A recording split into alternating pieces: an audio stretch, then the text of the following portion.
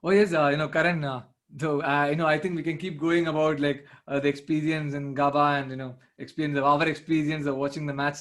But then one thing which to all the panelists here is that what do you guys think about the repercussions of this test, especially in Australia? Because I think Bhanu was actually hinting on that. Do you guys think that whether Team Paine is going to actually be fired at some point, or will he play the Ashes for starters, or will they wait till the end of Ashes? And similarly, what do you guys think about Justin Langer? Because Karan, you were mentioning that Justin Langer is like having a divided opinion among the Australian crowd. What do you guys think? Do you think Justin Langer and Tim Paine's position are like under threat? Since you took my name, I'll take the lead on getting that question answered, Rohit.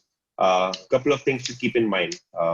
One is that I really feel the South Africa series would have been fantastic opportunity for just Cricket Australia in general to evaluate some of these players in the future that lies ahead for them as a unit. And I really was of the mind and of the opinion that Tim Paine was not all that bad. It was just that the media and just the sentiment of loss was used against him, and there was almost like a push to have him sacked. And therefore, in my opinion, there was not going to be any such drastic change at the bottom, because Australia did not lose badly. They just lost in circumstances that they did not foresee or plan for. And I was thinking that he would go to South Africa leading the team with a similar unit that faced India, and they would get a chance to rebuild ahead of the Ashes. But now with that series cancelled, I really think this is probably the best time for a quick reevaluation, if I have to say so, and not just by dropping Tim Paine or by evaluating his captaincy, but also making sure that they have backups and backups of backups ready at their end for some of the players who are definitely going to retire in the coming 2 to 3 years. David Warner is definitely on his way out. We know Mitchell Starc does not have too much fuel left in him. The likes of Stephen Smith and the few others like Pat Cummins, who are their star players, will only stay for the next 3 to 4 years when their peak will also end. So therefore, I think it's a great time for Cricket Australia in general to look beyond Tim Paine in the test spot, specifically with a heated and a very busy test schedule coming up for all the top nations in 2021 and 2022. But having said that, I don't really think this is any reason to press the panic button. Australia still is a fantastic side, and let's not forget they are still in contention for the World Test Championship finals in some way or the other. So they are, if not the best, one of the top three sides in the world. And they have a fantastic bowling unit. We cannot contest that. And let's not just get too far ahead of ourselves. And I think we'll discuss individual performances. I think at team level, there is going to be a lot of change coming. And we will see that series by series in the future. And you guys can add what you feel. I have a slightly different opinion to that. I'll answer it in two ways. First, it goes for Tim Paine. I feel the captaincy is affecting his wicket keeping and batting abilities. He's 36 years old. I don't think he has too much cricket left in him. At max, 2.5, 3 years. So what I feel is that when he's wicket keeping with the burden of captaincy, he tends to take wrong DRS calls, or it affects his batting as well as his keeping. Like even at the Gabbator test, a few of the DRS calls he made, not just the fans, even I felt were not required. So maybe I feel that it's time that they find a new captain. If not Warner, if not Smith, they can have Travis Head coming, whoever they want to groom. Because I think Pat Cummins is their vice captain. So whoever they want to groom, that guy needs to step up. Because for the next 2 years, because Tim Paine as a keeper at number 7, keeper batsman, he's phenomenal. Like up till this Gabba test or up till this series, he had a phenomenal keeping record as well. So I feel that they should keep him for 2 years. They should start grooming another wicketkeeper and find a new captain. So in my opinion, the South Africa series would have been the series that if Australia did not perform well, they would have sacked him. But unfortunately, it got cancelled. So if not this series, maybe the next one, if they don't perform, I think Tim Paine should go. Now, Yeah, I mean, when we talk, Yeah, Karan, go just ahead. to touch upon that point, you actually mentioned a key point, about Tim Paine, the age, and replacing Tim Paine. I actually was looking into this point, and in the South African squad when they announced, now there's two parts of replacing Tim Paine. That's where I think it becomes tricky for Australia. One is replacing the Tim Paine, the captain, and replacing the Tim Paine, the keeper. Now replacing the Tim Paine, the keeper is easy because, or relatively easier, because I saw Carey's name in the Australia South African tour. It was at least when they were planning the tour, his name was there in the squad. So now keeper, yes, there might be a replacement. Carey can take up that, and go forward. So that's an option. But the captain Tim Paine, I don't know whether they have a replacement for captain Tim Paine, because Warner and Smith, as you mentioned, I don't know whether Australia will go back to them. Then the other option, as of today, vice captain is Cummins. But then, having a fast bowler as a captain, I don't know when Australia has last had a fast bowler as a captain. So that would be something tricky. Then you mentioned another name called Travis Head. Yes, if I'm right, Travis Head was supposed to be the next Australian captain. Like, he was the one they were grooming to be the next Australian captain, but he's finding it difficult to actually find a spot in the team. So to be a captain in that position becomes trickier. So for me, replacing Tim Paine, the captain, I don't see an I mean, obvious option. I have to pitch in here, but it's now sooner or later. I think Marnus Labuschagne will be the Australian captain, and there is nothing taking that spot away from him. I think it's a matter of time if he continues playing the way he does, even through the series with India, where almost all of Australia was, in despair. He He and was the Pat highest Cummins run were the getter. only two. Yeah, he and Pat Cummins were the only two players that stood out from the Aussie side. So I don't think there is too much of a stress behind who the next captain is going to be, because if Marnus continues playing this way, he has respect of his teammates and the nation behind him. But the question, like Karan, and like I don't think we are all saying these different things. I just think we are saying the same thing differently. That because they cannot replace Tim Paine immediately, I feel they still have to be patient, but they also have to keep in mind what their plan B is. Whereas I think what Karan is saying is that sooner or later Tim Paine will go. So who is the next person? And I think, well, that's an important question that we as fans will have to sit back and see what Cricket Australia really I'm goes to do, because because let's not forget, the ODI and the T20 setup is completely different, and Tim Paine is not even a part of it. So there is a lot that is riding against him right now and keeping his test captaincy spot secure, if I may say so.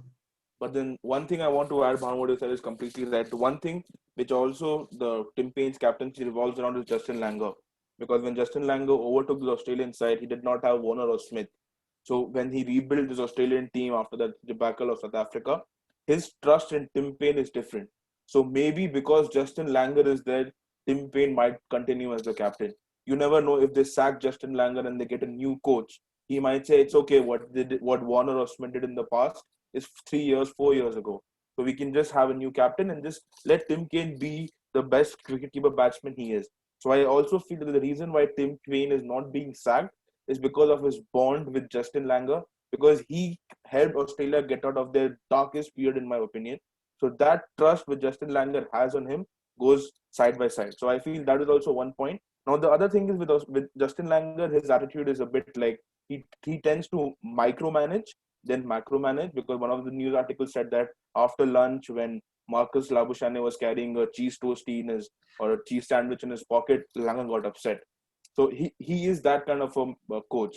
He will get into your small activities, and maybe the players don't like that. And eventually, maybe Justin Langer will get sacked, or if they come up with a new coach. So I also feel that Justin Langer needs to prove a point, because you have the T20 World Cup coming in, and they did not qualify for the World Test Championship. I mean, the chances of them qualifying does not lie in their hands anymore. And they were also docked 4 points because of slow over rate. If that did not happen, they would have been higher as compared to New Zealand. There are a lot of things which Australia could have improved, and they have a lot of things that they need to improve. Because as you said that when you said that they did not lose very badly to India at Australia, but they lost in Australia. That is a big thing. Australian teams normally don't lose at Australia, and with a full squad when they lost, I think it's time for the Australian, at least for the Test circuit, to understand ki, hey guys, we have a few things to pick up and probably get the best 11 out there. If Stark is not playing, if Stark is not into the best form, give him a rest, get a good bowler out there. Because fast bowlers like Pakistan, Australia doesn't have any issue of producing fast bowlers. So that is my honest opinion, that the Australian Test circuit at this point of time has a lot of issues that they need to fix. Yeah, I mean, I think on that note we can move on to the next topic. I think you touched upon a good point that the loss as such was not the worst loss. Tim Paine actually after the match did say a particular sentence. I can't exactly quote it, but the gist of it was just that when you look at it, it's not as bad as the loss, as bad as they feel the loss is. Okay, and the loss is not as bad as they feel it is. And similarly, when they won it in Adelaide, when India collapsed at 36, that win was not as great as the win was supposed to be. It's always in between that. So this loss is not that bad, to be fair. Yes, it happened. The things didn't go, small things didn't go. The match is always even.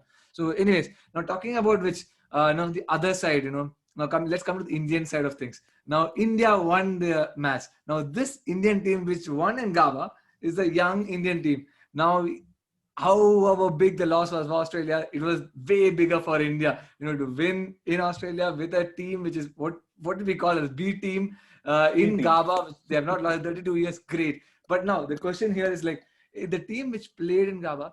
Obviously, most of the big players didn't play. But how many of these youngsters, do you guys think will make it to the next level or will play for India for the next, say, 4-5 years or more? Can I answer that first? Because I'm really excited. Because I saw the whole series, I followed it. I feel Shuman Gill is our opener, if not opener, maybe middle order 3-4 for the 3-4 number position batsman for the next 10 years. We have a gem in Shuman Gill. I think he can get close to Sachin and Kohli because his technique is that good. I feel he has half a second more compared to all the batsmen out there. I mean, the way he was hitting Stark, Shuman Gill, definitely a part of our team. I know Prithvi Shaw did not have a very good series, but if he can go back to his domestic form and pick it up and play well, he's also not a bad option to have as an opener. Because as you know, Rohit Sharma has maybe 3-4 or about 5 years left in him. Plus, he's not at the best of the Test form, as you can say. Now, when you come to bowling, I feel that in Mohammad Siraj, and even Ravi Shastri said this, that Mohammad Siraj was a fund of the tournament because he was India's highest wicket taker with 13 wickets. And Mohammad Siraj bowled his heart out, especially what happened off the ground. His father passed away.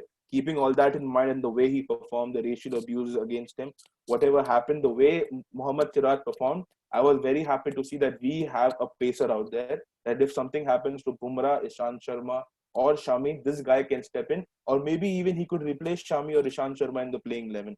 So Siraj, I think in the next 5 years will be there.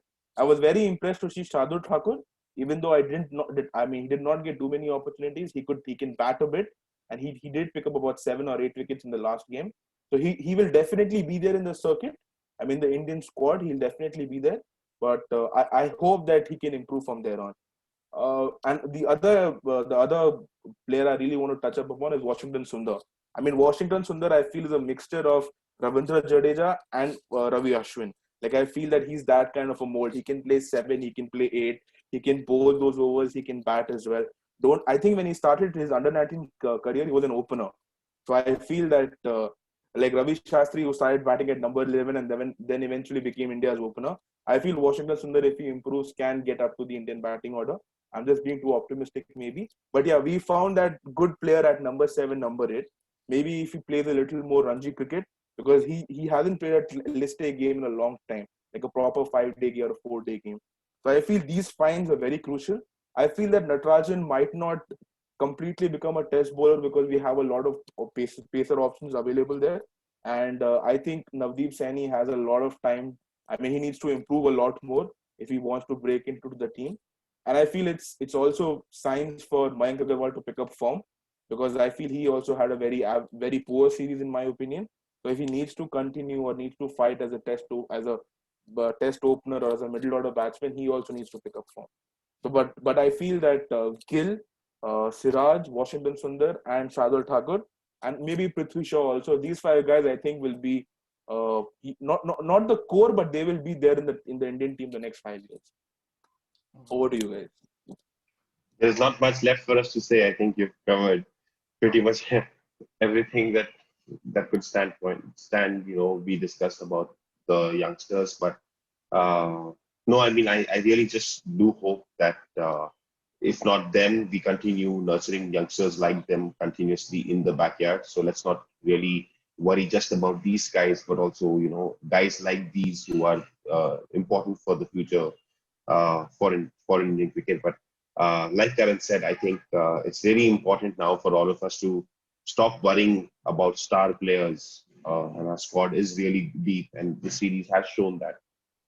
We no more have to worry about Kohli being there or not there. I think that's, for me, I think the biggest takeaway about the performances, and just in general, the support that this, the second set of players has provided to the first team. Uh, Never before have we felt more confident with the squad, and I think going into this England series, despite missing out on, say, the likes of Jadeja, who is ruled out from the series, or even KL Rahul, who would have otherwise made it into the squad. I think right now the squad definitely feels strong, balanced, and I do hope to see some of these names that performed at the Gabba, again and again in the future in as much capacity as possible.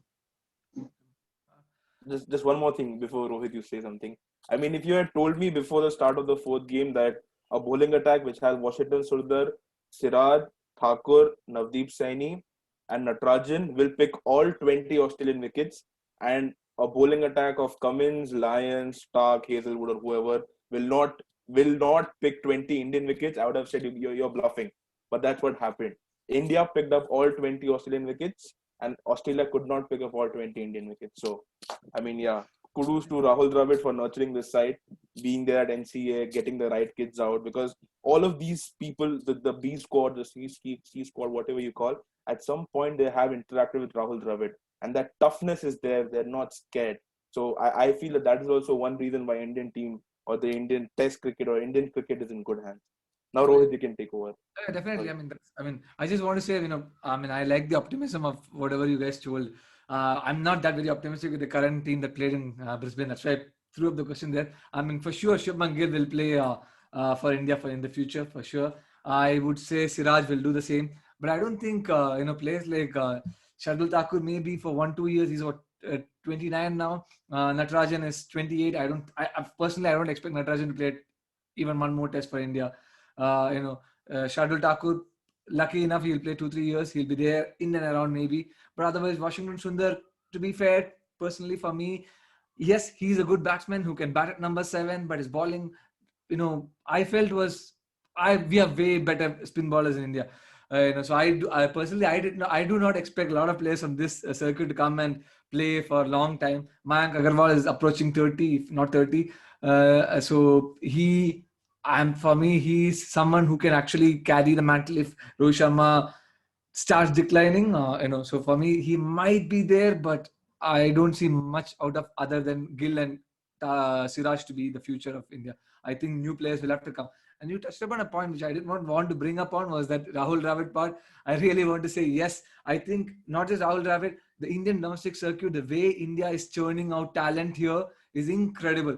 There was I was just talking to you guys earlier. There was a talk going on saying that now it's time for India to dominate in test level, and the reason is because we have such efficient domestic system. And I really believe that if India can go to England later this year and win a series in England, I think that would be the real continuation of where we are. Uh, that would be a marker on where we are, because Australian thing can be a one-off. If we go to England, win in England, I think it can be a start of a real special journey for the Indian series, because we have a good A team, a good B team, and someone who can carry over from what the Kohlis and Rahanes are there now. Someone to replace them. And yeah, Vaishakh, if you want to add up something, please go ahead. No, I thought I agree with Rohit more, but I think Washington Sundar might get more of a chance if he picks up his batting, is the only concern. Like if we are going for 5 bowlers, I do understand there are spinners better than Washington Sundar. Like even when someone like Parvez Rasool is not getting into the Indian squad is really surprising for me. So Washington Sundar might get chance if he picks his batting. Same with Shardul Thakur, if he becomes someone who is,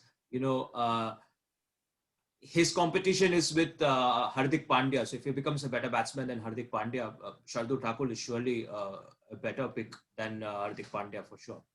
That's the only thing. Otherwise, Navdeep Saini, I don't think for the amount of fast bowlers we have, and for the fact that he's so old, plus that we have new kids coming. As you said, Rahul Dravid, we have Nagakoti and such others, young kids who are coming. So it's not easy for someone like Saini unless he picks his game tremendously at this age. He gets back into the Indian squad. Yeah, that's all. I agree with Karan and Rohit and Bhanu. Okay, so let's conclude it here.